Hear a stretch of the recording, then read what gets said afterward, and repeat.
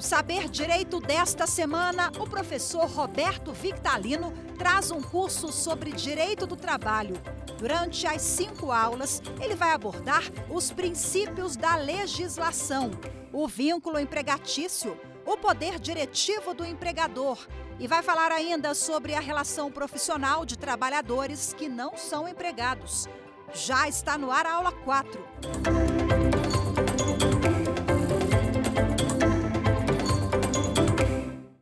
Olá pessoal, sejam mais uma vez bem-vindos aqui ao Saber Direito. Hoje nós vamos continuar aqui este mini curso sobre introdução ao direito do trabalho e nós vamos falar hoje do empregador. Veja, nós já falamos nas outras aulas de conceito de direito do trabalho, falamos um pouco da história do direito do trabalho até chegar ao direito que nós temos hoje. Falamos de princípios do direito do trabalho.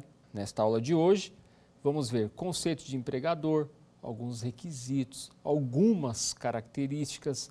Veremos também o poder empregatício, que é bastante importante para o reconhecimento do vínculo.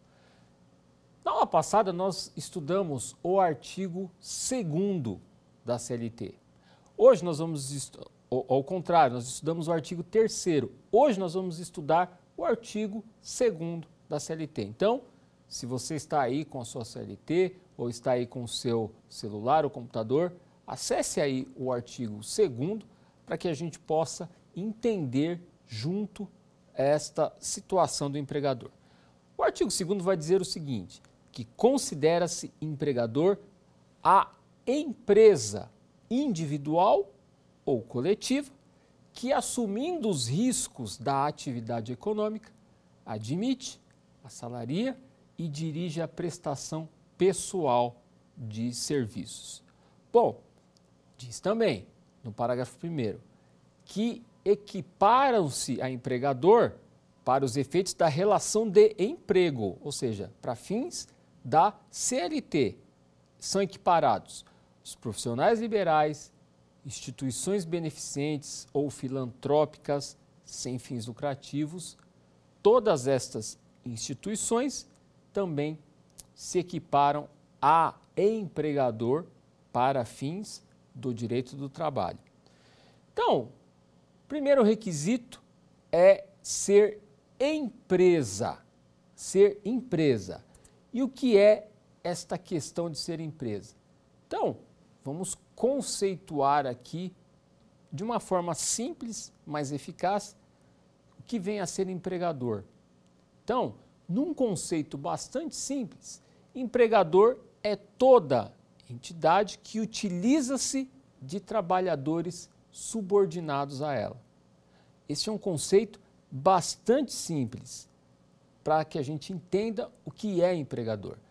Mas, como eu disse, lá no parágrafo 1º da CLT, diz que, embora a gente esteja falando aqui de uma empresa, para fins do direito do trabalho, equiparam-se a empregador associações, profissionais liberais, associações recreativas, qualquer instituição sem fins lucrativos.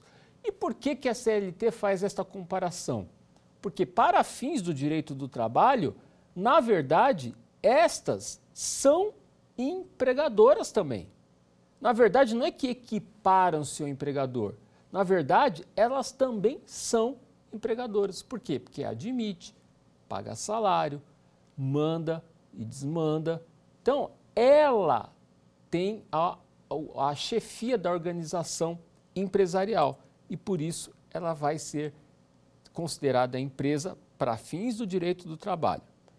Então, uma pessoa física pode ser empregador? Pode. Pode ser patrão, uma pessoa física. Aliás, geralmente é o que acontece no empregador doméstico.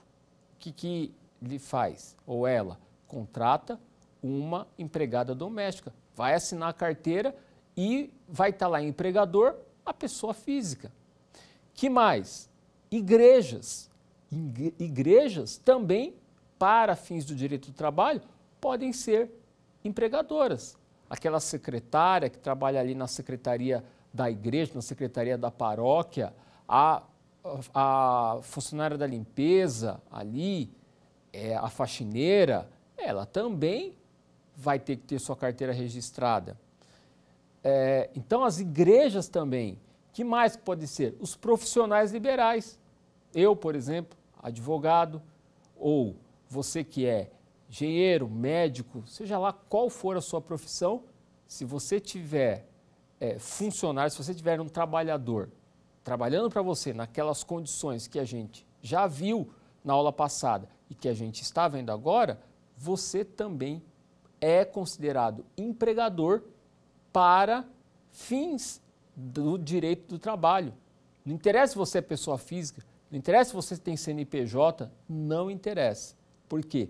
Porque a CLT não faz esta distinção, tá? Basta que estejam presentes os requisitos. Então, quer ver uma outra coisa bastante importante? Sindicato. Sindicato pode ser empregador, o funcionário que vai lá trabalhar, que tem hora para entrar, hora para sair. ONGs podem ser empregadoras. Partidos políticos podem também ser considerados empregadores. E não posso deixar de falar do time de futebol.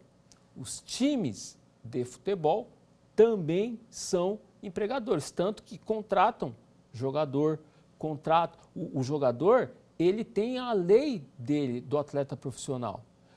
Tem também, dentro de um clube de futebol, vários outros funcionários e também são empregados.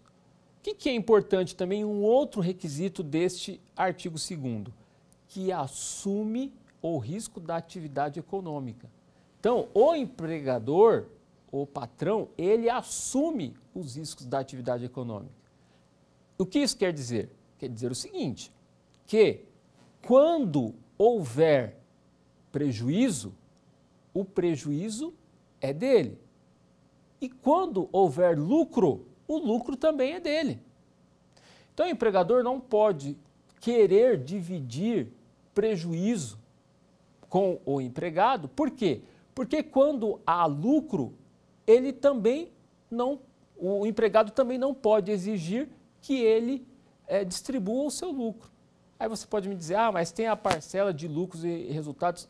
Isso aí é garantido não só pela lei, mas pelas convenções coletivas de trabalho. Agora, se tiver um lucro astronômico, um ótimo lucro, a economia foi bem naquele ano, etc., o negócio dele rendeu, ele não é obrigado a dividir com o funcionário, ele não é obrigado a aumentar o salário do funcionário, ele não é obrigado a fazer isso. Da mesma forma que ele não pode querer dividir eventual prejuízo com o seu empregado. Isso é assumir o risco da atividade econômica. Então, como eu disse, profissionais liberais, como eu disse, instituições beneficentes, todas essas instituições para fins do direito do trabalho são consideradas empregadores. Bom, importante a gente fazer aqui uma ligação nesta questão de assumir os riscos, porque eu falei para vocês nas outras aulas do requisito ou princípio da alteridade, ou seja, o trabalhador trabalha por conta alheia, por conta de outro. Isso também é expresso aqui neste requisito de assumir os riscos. Por quê? Porque o risco é do outro, é do empregador, não é do empregado. Então, é algo que, mais uma vez, o separa do negócio que é do outro, que é do empregador. Um outro requisito que nós vimos aqui neste conceito 2º, admite. O que é esta palavra admite? Ou seja, que contrata. O empregador é aquele que contrata, que faz um contrato, que contrata uma mão de obra. E aí é importante a gente trazer aqui o artigo 442 da CLT. Por quê? O artigo 442 da CLT, ele vai dizer o que é um contrato individual do trabalho, que é o acordo tácito ou expresso correspondente à relação de emprego. Então veja, que não está dizendo aqui que contrato de trabalho é quando o empregador registra o funcionário. Não. O empregador, o contrato de trabalho, ele vai existir quando houver uma contratação ainda que tácita, ou seja, o empregador tem um negócio e ele permite que alguém vá lá trabalhar todos os dias, ele dá ordem, esta pessoa pode ser punida se não comparecer. Então, ali, na realidade fática, já estará existindo um contrato de trabalho com uma irregularidade. Qual que é essa irregularidade? O fato do empregador ainda não ter registrado aquele funcionário. Então, o contrato de trabalho, ele é não solene, ou seja, ele não precisa de solenidade para acontecer. Ele não precisa do registro em carteira. Não é o registro é uma obrigação, mas não é o registro que faz acontecer o contrato de trabalho, porque ele é um ato não solene.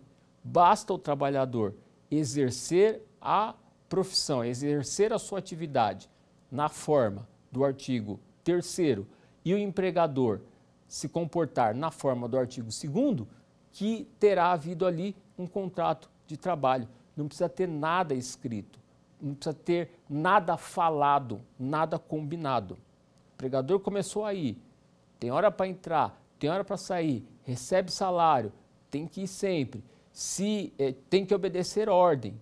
Se não for, ou se chegar atrasado, recebe punição. Então, nesta situação, nós já teremos um contrato de trabalho na prática, bastando apenas ao empregador fazer o registro. Então, tudo isso dentro do conceito de admissão, ou seja, admite. Importante a gente falar também do artigo 447, que diz o seguinte, que na falta de acordo ou prova sobre condição essencial desse contrato que foi verbal, ele se presume existente. Então, o artigo 447 também traz mais uma situação em que é possível haver contrato de emprego, ou seja, vínculo de emprego, independentemente de forma escrita, independentemente de registro em carteira. Então, para ser um pouco mais objetivo, o empregador não pode ir na Justiça do Trabalho e dizer, olha, ele não é meu funcionário porque não tem carteira. Ele não é meu funcionário porque a gente não assinou nenhum papel dizendo isso. Ele não é meu funcionário porque a carteira de trabalho dele está em branco. Então, isso não é dado ao empregador se desculpar da inexistência de um vínculo de emprego por conta desta situação. Por quê? Porque, como eu disse, o contrato de trabalho, ele é contrato fato. É aquilo que está acontecendo na prática. E se na prática estão presentes os vínculos da relação de emprego, empregado ele é, ok? Então, é importante a gente falar disso. Agora, o próximo requisito é o assalaria, que nós acabamos de ver neste artigo 2º da CLT. E esta questão do assalaria está ligada ao requisito da onerosidade que nós já falamos. Então, trabalho gratuito, trabalho voluntário, trabalho beneficente não caracteriza vínculo de emprego. Então, em regra, se é voluntário, nós temos uma lei específica do trabalho voluntário, que a gente vai analisar na nossa última aula. Então, em regra, o empregado tem que receber alguma coisa que é uma contraprestação ao serviço que ele exerce. Então, Um outro requisito deste artigo 2º é dirigir a prestação pessoal de serviços. É o requisito da pessoalidade, que nós já falamos um pouco na terceira aula, nós já falamos um pouco disso, e está ligado com aquela impossibilidade do empregado enviar outra pessoa para trabalhar no lugar dele. Ele não pode fazer isso. Por quê? Porque a prestação é pessoal. Só que esta prestação de serviço é pessoal só em relação ao empregado, como nós já dissemos, não em relação ao empregador. Então, é importante essa questão da relação pessoal. Por quê?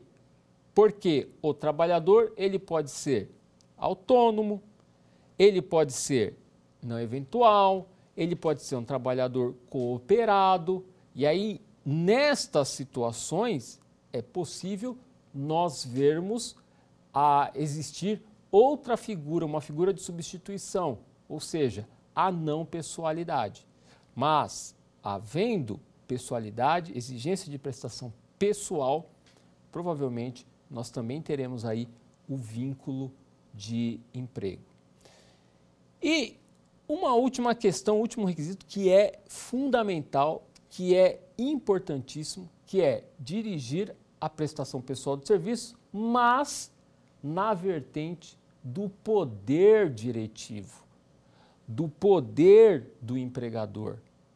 O poder que a lei dá ao empregador, ao patrão, ao dono do negócio, de dirigir a prestação pessoal de serviço, de regulamentar a prestação de serviço, de fiscalizar essa prestação, de disciplinar essa prestação de serviço.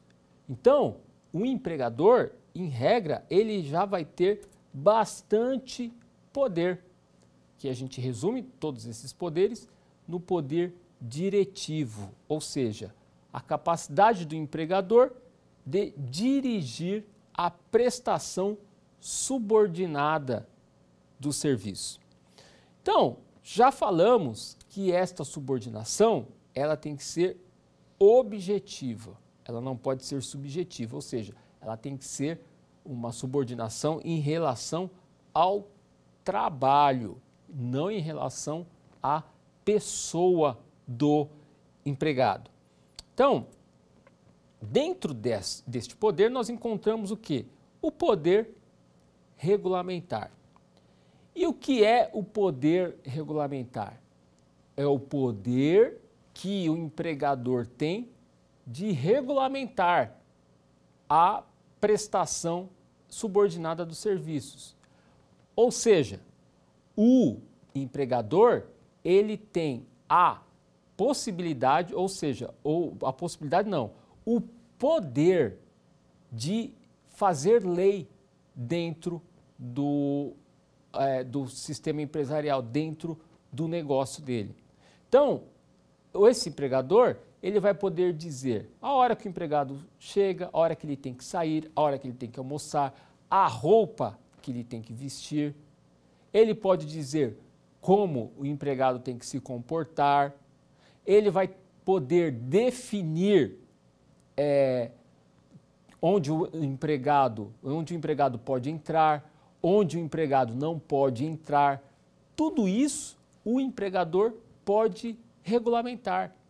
Ele faz uma lei interna, por meio de regulamento, estabelecendo tudo isso. É um poder que ele tem. Ele tem o poder de legislar ali dentro do negócio dele. E o empregado tem que cumprir essa normativa. É claro que não é sobre quaisquer situações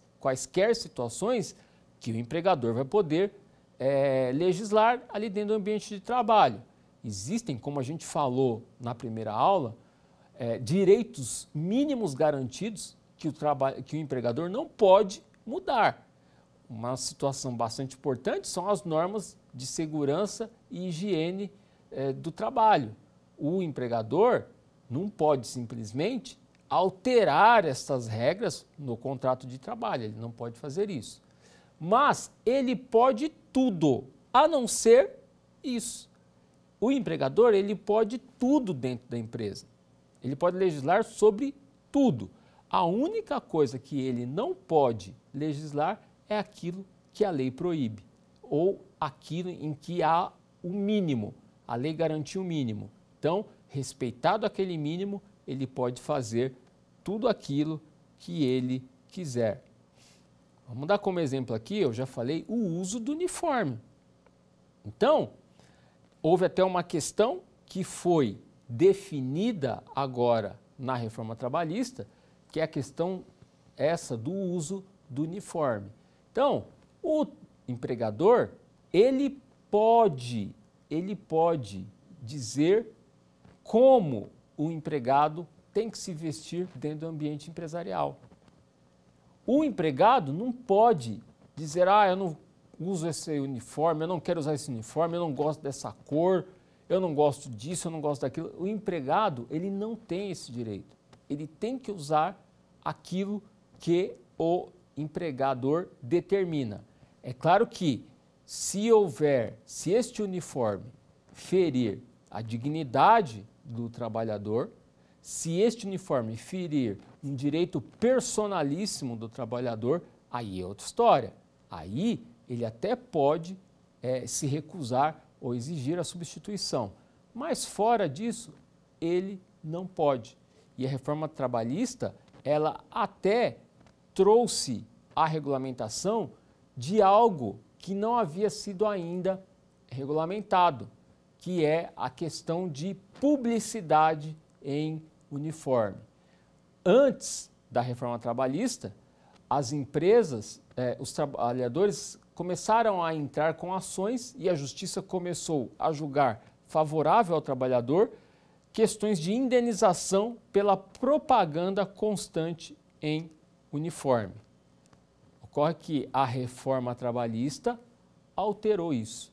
A reforma trabalhista veio dizer que é direito do empregador colocar patrocínios, colocar publicidade no uniforme, desde que estas propagandas não firam a dignidade do trabalhador. Então, essa questão de uniforme, que está no artigo 456A da CLT, e o parágrafo, é bastante importante, porque, além disso que eu falei, ela também traz a questão de higienização. Se o trabalhador tem que usar produtos específicos para lavar o seu uniforme, a empresa tem que assumir esses gastos. Por quê? Porque o risco do negócio é da empresa. Então, é algo que a reforma trabalhista também veio pacificar. Agora vamos falar de um outro poder do empregador, que é o poder fiscalizatório, o poder de fiscalização. O empregador pode fazer tudo, ele pode fiscalizar tudo de qualquer forma o seu empregado? Não pode.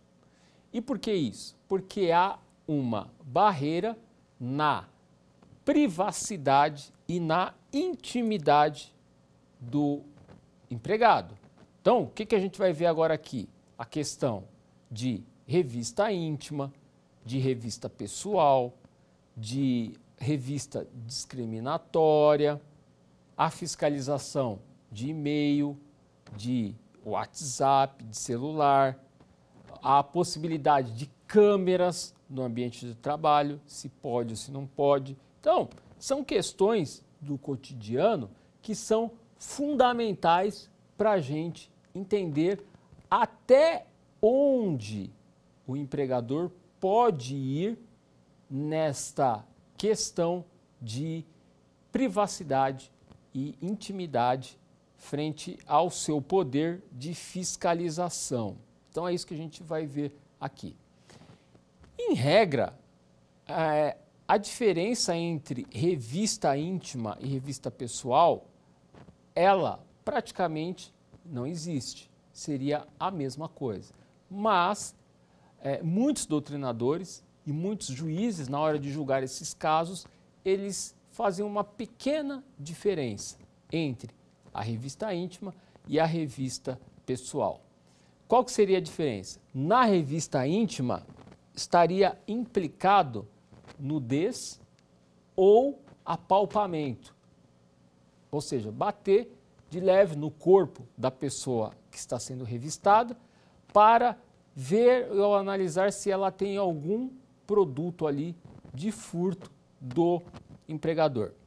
Então, mas apesar desta pequena diferença, muitos juízes, muitos doutrinadores entendem, acabam usando a mesma palavra, ora para classificar um tipo de revista, ora para classificar outro tipo de revista. O fato é que se nós estivermos falando de nudez ou de apalpamento, esta revista é proibida pelo direito vigente. Não pode, tá? Não pode. E o que nós usamos para identificar esta proibição é o artigo 373-A, no seu inciso 6º da CLT, que diz que é proibido, lá está escrito categoricamente, que é proibido fazer revistas íntimas nas empregadas ou funcionárias. Então, por um princípio da igualdade, também não seria possível praticar este tipo de revista em homens, também não seria permitido. A Lei 13.271 de 2016, ela, embora ela só se aplique a funcionalismo público, inclusive presídios, ela também condena a revista íntima em funcionárias ou pessoas do mesmo sexo.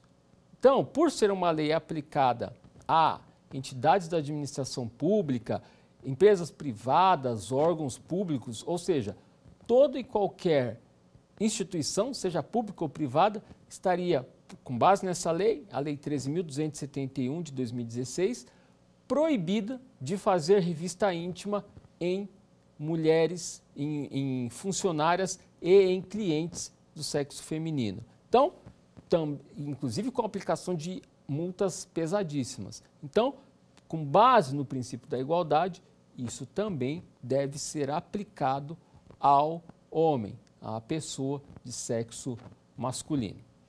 Agora, a revista pessoal, ou seja, aquela que não envolve nudez, que não envolve apalpamento, mas não deixa de ser uma revista, em regra, esta revista tem sido admitida desde que haja razoabilidade, desde que não envolva nudez e desde que a atividade profissional justifique. Então, vamos pegar aqui alguns exemplos. Por exemplo, a revista de bolsa. Então, os tribunais têm admitido a revista de bolsa, mochilas, sacolas, carteiras. Os tribunais, em regra, têm admitido. Desde que não seja feito com uma forma de expor o trabalhador, por exemplo, pega a bolsa da mulher e despeja tudo em cima de uma bancada. Esse tipo de revista não pode ser admitido. Por quê? Porque expõe a privacidade do funcionário ou da funcionária. Mas abrir a bolsa e permitir que o agente ali, a pessoa, verifique, isso tem sido admitido. Desde que também não seja de forma discriminatória. Ou seja, não posso revistar somente aquela pessoa. Não. Ou eu revisto todas, ou eu faço um sorteio, mas eu não posso escolher um empregado, uma empregada para fiscalizar todas as vezes. Eu tenho que, ou faço com todo mundo, ou faço um sorteio. Mas essa revista, como eu disse, não pode ser uma revista que exponha a intimidade.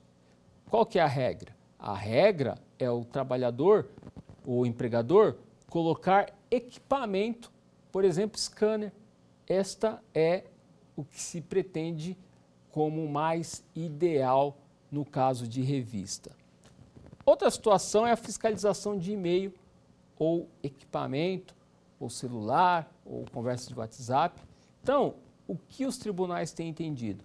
Que é possível a empresa fiscalizar o e-mail corporativo, não pessoal, o corporativo.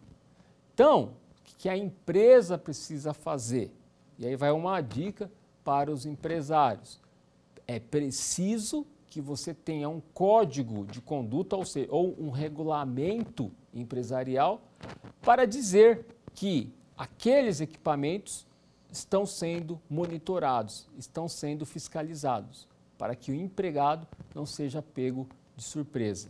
Então, cumprindo estes requisitos de informação, é possível ao empregador fiscalizar o e-mail corporativo, o WhatsApp, se for corporativo, no celular corporativo, sem problema algum.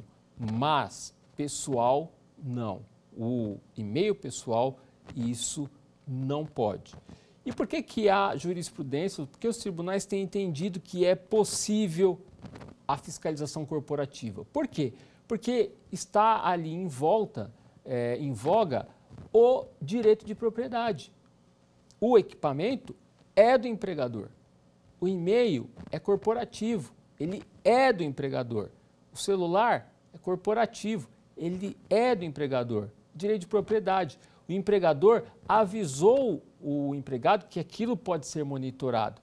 Então, diante destas situações, não há por que o empregador não possa verificar o conteúdo, justamente para ele proteger a imagem da empresa. Bom, vamos falar de uma outra coisa agora, que são as câmeras de segurança. Pode o empregador colocar câmeras de segurança no ambiente de trabalho? Pode, principalmente se a atividade justificar, principalmente para evitar justamente estes problemas de revista. Justamente por isso, para evitar esse tipo de problema de revista, é autorizado ao empregador inserir câmeras no ambiente de trabalho. Agora, estas câmeras não podem estar em vestiários, não pode estar em banheiros. Então, existe um limite para o empregador usar esse tipo de equipamento como equipamento de vigilância. Uma outra coisa bastante importante dentro desse direito, desse poder diretivo do empregador, esse poder regulamentar, esse poder fiscalizatório, é a questão da proibição de uso do banheiro. O empregador, ele não pode limitar quantas vezes o seu funcionário pode ou não ir ao banheiro. A jurisprudência tem entendido que o empregador não pode sequer dizer quantas vezes o empregado pode ir no banheiro e não pode também exigir que o funcionário explique o motivo pelo qual ele está indo naquele dia várias vezes ao banheiro. A jurisprudência, ela diz que isso é uma grave infração ao direito de intimidade do empregado. Então, em regra, o empregador não pode fazer este tipo de fiscalização e de proibição. Bom, contrariar isso pode gerar indenização para o empregado, em favor do empregado, e até mesmo a rescisão do contrato de trabalho, uma rescisão indireta, que a gente chama. Agora, existem outras situações que também são polêmicas, que geram bastante discussão quando se fala deste direito, deste poder empregatício, deste poder diretivo do empregador, que é a exigência de atestados. Então, nós vamos ver agora que alguns documentos, alguns atestados, o empregador não pode exigir. Algumas situações em que muitos empregadores falam e exigem e não pode. Uma delas é a questão da experiência prévia. O artigo 442-A da CLT, ele é bastante claro em dizer que o empregador não pode exigir do candidato à vaga experiência de mais de 6 meses. Ele não pode fazer isso. E embora a gente veja muito isso, né, em publicações de vagas de trabalho, experiência 2 anos, experiência 3 anos, a lei proíbe esse tipo de exigência, a CLT proíbe esse tipo de exigência. A grande dificuldade é conseguir fiscalizar, mas se houver uma fiscalização do Ministério do Trabalho, a empresa que fizer isso, ela poderá ser multada. Uma outra questão bastante polêmica é a possibilidade do empregador exigir atestado de antecedente criminal para os candidatos à sua vaga ou para os próprios funcionários. Então, só que esta questão foi já decidida no TST, que recebeu o nome da tese 1, tese firmada, tema 1. O tema 1 trata justamente disso, dizendo o seguinte, que a empresa até pode exigir o atestado de antecedentes criminais, desde que não seja para discriminar o trabalhador, desde que haja uma previsão na lei, se a lei autorizar essa exigência, e se a natureza do trabalho, natureza da atividade, exigir um grau de confiança bem maior que as demais profissões. Então, se não estiverem presentes estes 3 requisitos, a exigência é considerada abusiva. E aí, considerando essa exigência abusiva, o empregador poderá ser condenado a indenizar por danos morais o seu funcionário. Então vamos ver alguns exemplos em que é possível pedir o atestado de antecedentes criminais. Um dos exemplos é o empregado doméstico. E por que isso? Porque o empregado doméstico, em relação aos outros trabalhadores, é admitida a exigência de uma confiança um pouco maior. Por quê? Porque o empregado doméstico lida com as coisas da residência, da casa, e isso é um fator de possibilidade de aumento do grau de confiança. Uma outra profissão que é admitida a exigência do atestado de antecedentes criminais, cuidador de menor, cuidador de idoso. Então, um outro exemplo que nós temos aqui é os motoristas rodoviários de carga. Para esses também, os tribunais têm admitido a possibilidade de exigir atestado de antecedentes criminais. Uma outra profissão são os bancários. Também é admitido pela maioria dos juízes a possibilidade de exigência de atestado para bancário. Também para trabalhadores que trabalham com substâncias tóxicas, para também trabalhadores que trabalham com manuseio de armas. Então, para estes, a jurisprudência também admite a possibilidade de exigência de atestado de antecedentes criminais. E um outro exemplo bastante clássico dessa possibilidade são aqueles trabalhadores que trabalham com informações sigilosas. Tá? Hoje a gente tem muito desse trabalho nos tribunais, então é possível exigir o atestado desses trabalhadores. Então, olha só, o próximo poder da empresa é talvez o poder dos poderes, que é o poder de disciplinar. O que significa isso? Poder aplicar uma punição ao empregado que descumpre a lei ou que descumpre aquele regulamento empresarial, aquela ordem empresarial, a ordem do superior hierárquico. Então, o empregador também tem este poder que a gente chama de poder disciplinar. E por que isso? Porque não adianta nada ao empregador fiscalizar, ou melhor, regulamentar, ele faz uma lei, aí ele fiscaliza o cumprimento daquela lei e ao descumprimento por parte do empregado, e o empregador não fazer nada. Então, não poder fazer nada, de nada adiantaria os outros dois poderes. Então, é dado também ao empregador esta possibilidade de disciplinar, que é aplicar uma sanção, aplicar uma punição para o empregado que descumpre a ordem, que descumpre a lei, que descumpre o regulamento empresarial. Bom, esta punição, em regra, ela se caracteriza de 3 formas. A advertência, a suspensão e a demissão por justa causa.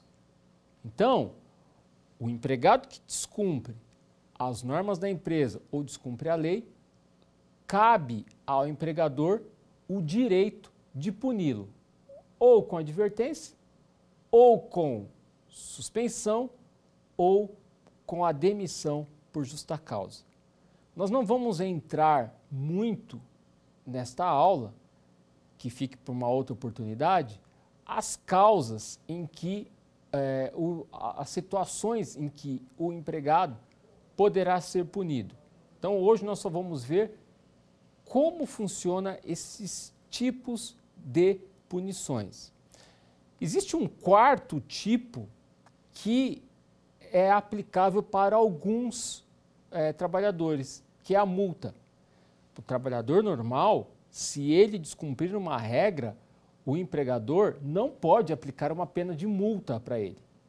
Por quê? Porque há uma intangibilidade do salário. Ele não pode fazer isso. Agora, por exemplo, o trabalhador atleta profissional de futebol. Esse daí, a lei admite que ele seja multado caso ele descumpra uma norma empresarial ou uma lei.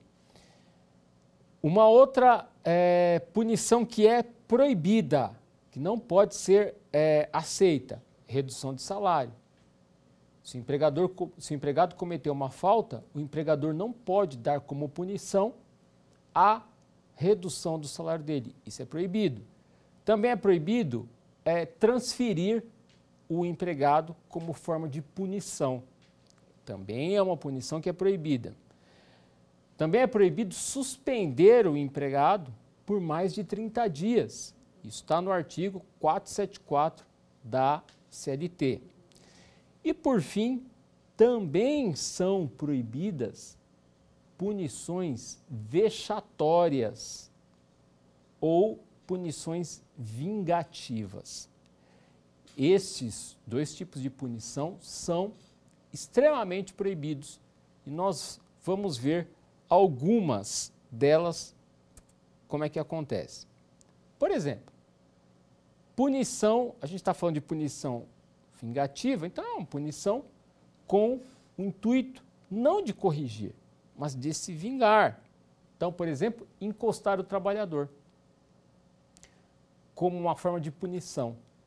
Então, todos ali estão trabalhando e o trabalhador está ali encostado. Ou seja, o empregador não dá serviço para o trabalhador. Numa primeira análise, você vai falar, pô, mas isso é muito bom, isso não é uma punição. Ficar lá sem trabalhar, sem fazer nada, só olhando. Mas eu quero que você se imagine no seu local de trabalho, todo mundo trabalhando, e você sentado numa mesa, 1 dia, 2 dias, 3 dias, 4 dias, e por semanas sem poder fazer nada. Você está proibido de trabalhar. Isso é um tipo de punição vexatória, porque logo você vai ser apelidado, logo os outros colegas de trabalho vão começar a fazer tipos de brincadeira ou até mesmo começar a reclamar. Por quê? Porque o seu trabalho vai fazer falta, vai sobrecarregar os outros. Então, você provavelmente vai sofrer com isso. Um outro tipo de punição vingativa é expor o funcionário ao ridículo. O empregador também não pode fazer isso e tem que tomar cuidado. Aquela história de usar chapéu ou de porque vai ficar o mês todo indo com determinada cor de roupa ou vai ficar usando algum adereço para demonstrar, para que fique claro que ele está sendo punido por algo que ele fez ou que ele não fez. Então, isso também é proibido. Que mais? Placas apelidatórias, isso também é um tipo de punição que é extremamente proibida no direito do trabalho. Então, também é importante a gente falar sobre essa dosagem, porque eu disse para vocês que as punições legais são a advertência, suspensão e a demissão por justa causa. Agora, pode um empregador entrar com uma ação na justiça porque ele foi punido com 5 dias de suspensão? Ele pode fazer isso. Mas ao juiz é proibido dizer, não tinha que ser 5 dias, tinha que ser só 2 dias. Ou não tinha que ser uma suspensão, tinha que ser só uma advertência. O juiz não pode dosar a punição. É proibido ele dosar a punição porque isso é uma prerrogativa do empregador. O que o juiz pode fazer é anular aquela punição. Isso o juiz pode fazer, mas dosar, dizer qual que é a punição, ele não pode fazer isso, ok? Então, vamos aqui para o nosso quiz para ver se vocês conseguiram aprender e reter este conteúdo que foi passado no dia de hoje. Vamos lá.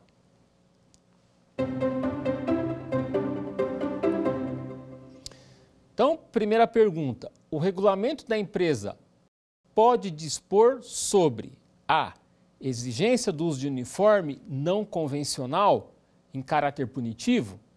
B. Horário de início da jornada. C. Exigência de presença semanal do empregado a culto religioso. C. Exigência de presença semanal do empregado ao culto religioso. Então, não pode exigir do empregado presença semanal no culto religioso. Então, vamos lá dar continuidade aqui ao nosso quiz. Vamos lá. É empregador aquele que a. Assumindo os riscos da atividade econômica, admite, assalaria e dirige a prestação pessoal de serviço. B. Tem cadastro nacional de pessoa jurídica. C. Tem contrato social registrado no órgão competente. E D. É considerado pessoa jurídica nos termos da lei. Vamos ver se vocês acertaram esse. Correto. Assumindo os riscos da atividade econômica, admite, assalaria e dirige a prestação pessoal de serviço. Então vamos agora para o terceiro e último quiz.